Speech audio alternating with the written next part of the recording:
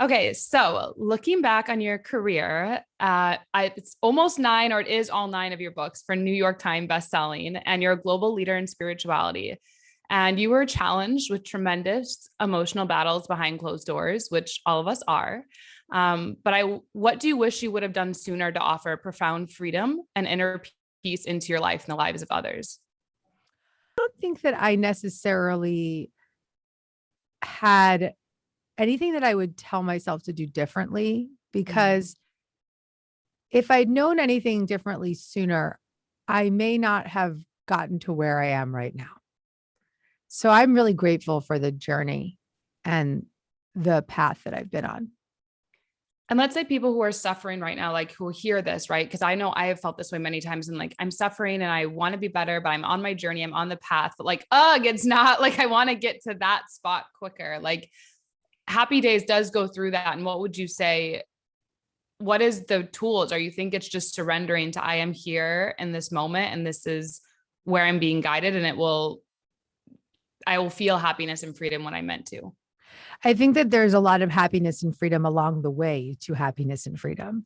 So to really celebrate the moments of the miraculous, to celebrate that fleeting second of relief, or to celebrate just the feeling of not being alone when you read a book like Happy Days, or the sensation of serenity for a split second, and to really celebrate those moments, because as you add up those moments, that's when you start to live those moments and that becomes your reality. So it's not about getting somewhere overnight. It's about developing the moment to moment subtle shifts that create that long lasting change in your nervous system.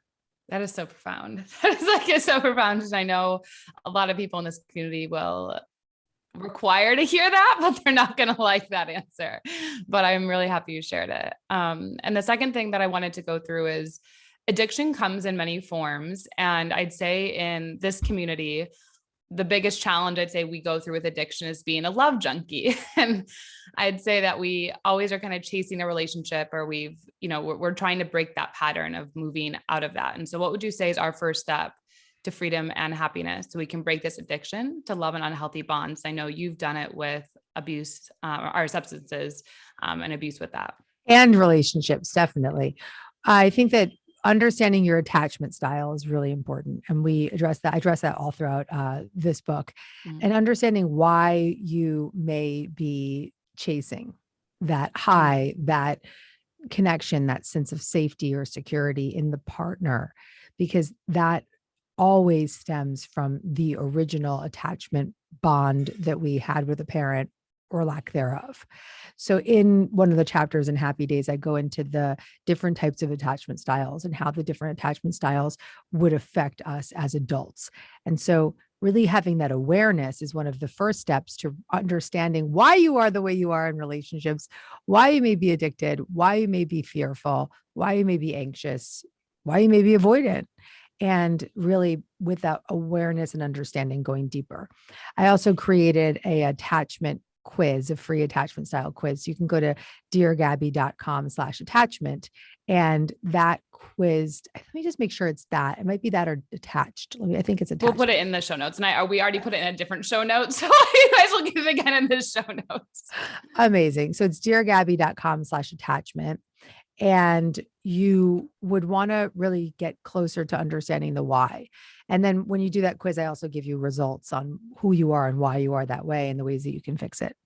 Yeah. And I'm actually the same as you, anxious attachment style. And I knew that, but I didn't know it was yours. And I could say I can't speak for everyone, but I know my private clients, almost all of them are attachment. The majority of our results, like 80% of our results, are anxiously attached people. Yeah. So, and I don't have it memorized. I have it in my phone, but I love in Happy Days, I think it's chapter 2 or 3, where you say like, okay, what is it I'm feeling?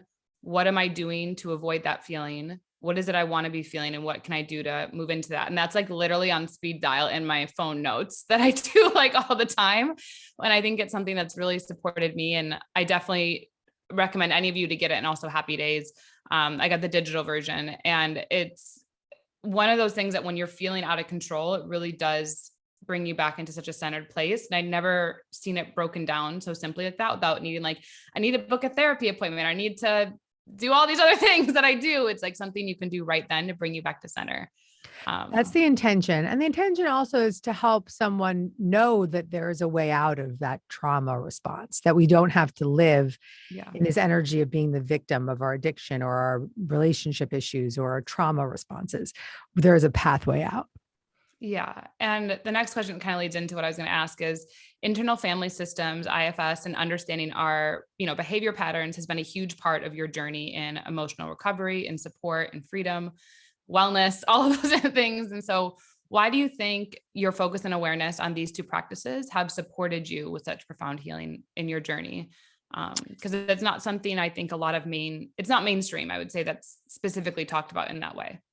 Yeah. Well, as it relates to IFS, I, without realizing it, was being treated with IFS therapy for a decade. My therapist is a parts trained IFS therapist, or it's one of the main tools that she uses. And so she was using it with me for like, a decade. I was like, all of a sudden started studying the work of Dick Schwartz because I was guided to it through a podcast or whatever. And Dick is the founder of IFS. And I was like, holy crap, this is what I've been doing in my therapy. Like, this is the thing that's been working for me. And I found that the more I understood about internal family systems therapy and the fact that we have all these different parts of who we are, and that there are no bad parts, but that some of them are just really extreme and some of them are really tucked away, and learning the method for how to resolve the extreme parts of ourselves became such a gift to me, to my recovery, to my trauma recovery, that I went on to decide to get trained in the system. And that model now is in my repertoire as a trained IFS practitioner, not a therapist, I'm a practitioner. And it's just life-changing. And I put it in the book, a full chapter in the book. I plan to write my next book that you're going to flip out about this, but my next book about relationships in IFS, romantic relationships in IFS. I probably can't write it soon enough for you. And it's in there because it changed me on a molecular level. And I, as you know, you're my reader, I only write about what has deeply worked for me because I'm my first reader, my first student. So I can't emphasize IFS enough. I love that you shared it too, because I have a different mentor of mine, Yvonne De La Flor. She's also been on the podcast. You guys have heard her, but she does it something a little bit different, but it's very similar to IFS. And it definitely has profoundly changed my life in looking at why my relationships have been the way they have. And definitely what I love about your work, which if you guys read my books, it's been my career has been a lot inspired by your career. Is kind of the same. And my next book, my fourth one, is like Through a State of Being. And I haven't yet obtained that state of being, so I cannot publish it yet, but I'm going through the motions. And so that's something I love about you, is because I do know everything you write. Like, you can physically see the differences in you in videos, like, and you can hear it. And that's one of the things I noticed about you. And this was the biggest transformation I'd seen in you as well, because sometimes you'd be like very hyperactive or hyper whatnot in videos. And now it's so different. It's like, it's such a profound transformation. You can noticeably tell, and not that it wasn't great before. You were always great, always doing the work, but you can tell the difference in serenity in you. Yeah. So many people have acknowledged that, people who have been with me for a long time. And it's nice to be able, you have to be able to walk your talk as an author. And I'm really proud of you for saying, I can't write it until I live it, because this book, Happy Days, The Guided Path from Trauma to Profound Freedom and Inner Peace, couldn't have been written until I was on the other side of the trauma. So I could be really saying, yeah, I'm living in that freedom and inner peace. And the changes that you see in me and hear in me in podcasts are accurate because I've fully lived to tell. And I'm so excited for you as this young woman, now having 4 books in you, even though the 4th is coming, and just really just owning that truth for yourself, that I'm here to live it so that I can tell it. And that's just the most valuable opportunity you can live through in your lifetime. So congratulations to you. It's beautiful. That was actually one of my questions for you, was what was the most challenging parts, but you kind of just about this book, but you just answered it. And I'd say one other question that I wanted to go into is, what do you think is the most misunderstood concept about trauma? I know in my 3rd book, I talk about trauma, but I'd love to hear it from you. What do you think is misunderstood, or what do you feel, or from your line of experience about trauma? Well, I think that any stigma around trauma is starting to dissolve right now. I joke that my 25-year-old social media manager DM'd me and she was like, trauma is trending on TikTok, you know? So a lot of the stigmas around trauma are really releasing because we've all lived through this collective trauma, COVID. And having lived through that, there's so much more openness around this dialogue. But I think that a lot of people, most people will immediately put up a red flag that says, nope, I don't have trauma. And if you start to ask them a few questions, like within 5 minutes, they're like, well, my parents were alcoholics and my dad left my mom and this, and I'm like, these are huge, big T traumas. And people just dissociate from them. And I think that one of the things people don't realize is that one of the biggest trauma responses is really a shame response. And that's to deny, to totally deny that it ever happened or minimize what may have occurred because we don't want to hold the shame of what we experienced. And so that's a really, so often we'll say like, oh, it could have been worse or, no, everybody has their experience. Their experiences affect them. Do not minimize your experience.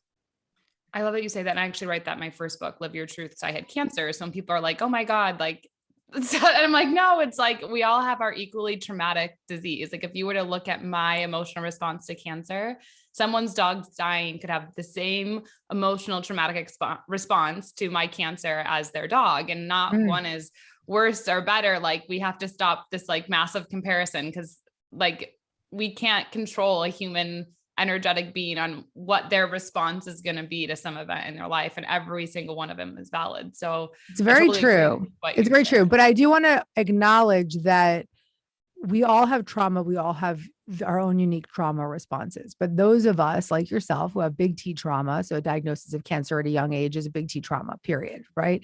That in my case, really being forthcoming about sexual abuse as a child, right? These are big T traumas. Those of us who have experienced big T trauma, it's not that we don't have, we may have more extreme ways of protecting ourselves than someone who has a small T trauma. But the biggest thing is not so much to compare how we react, but just to recognize that the deeper the wound, the more reprocessing needs to occur. So somebody who has a small T trauma of being, told they were stupid in 6th grade might be able to work that out in like 8 sessions of EMDR, right? Yeah. Whereas we may need like 3 years of it, So it's not that there isn't the same biological thing occurring in the nervous system. It's just that the more frozen you are, the more time it takes to thaw. I would agree. And EMDR is a lifesaver. I know that I can talk about that in my 3rd book too, but if you guys.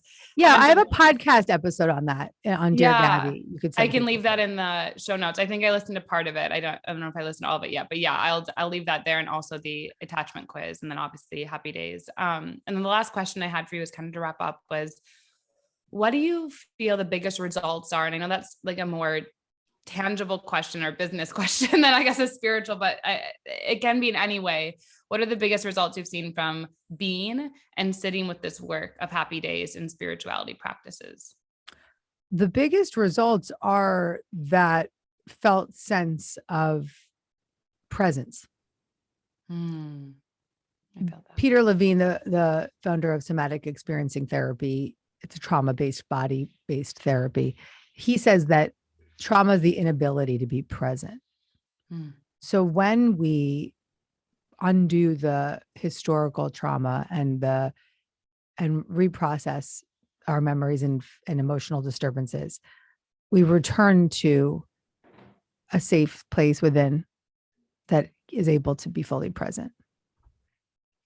I love that. And I think I could definitely agree with that. And I think when you've gone through trauma, the hardest thing is to be present and you don't even realize it, that you're not there sometimes, which is even harder. And he's actually someone I'm quoting in my dissertation for my PhD. So I love. Where are you getting your PhD? What are you doing? Where are you getting it? I'm getting it at Pepperdine. I'm getting it in psychology, but it's focused on global leadership and change. So I really want to focus on like a framework of what can corporations leverage for like a customer journey and sales experience, because I love the digital world. I wouldn't have found like you and so many of my other mentors that I do. I mean, I'm 28 and it's changed my life. I've traveled, to 42 countries, lived in 5 countries, like built my business, to multiple 6 figures, all my books. Like I couldn't have done that without the world. So I love it. And I want to like really help corporations do it in that way. And also from a soul place, but not leveraging maybe those SEO words. That would be you are awesome. I'm very happy to know you. And I really want to stay connected to you and support you in anything that you're doing. I'm happy to know you, and I want everyone to make sure to go follow Gabby. You guys hear about her all the time. I put you in all my courses, not all of them, but a lot of them you're referenced in them.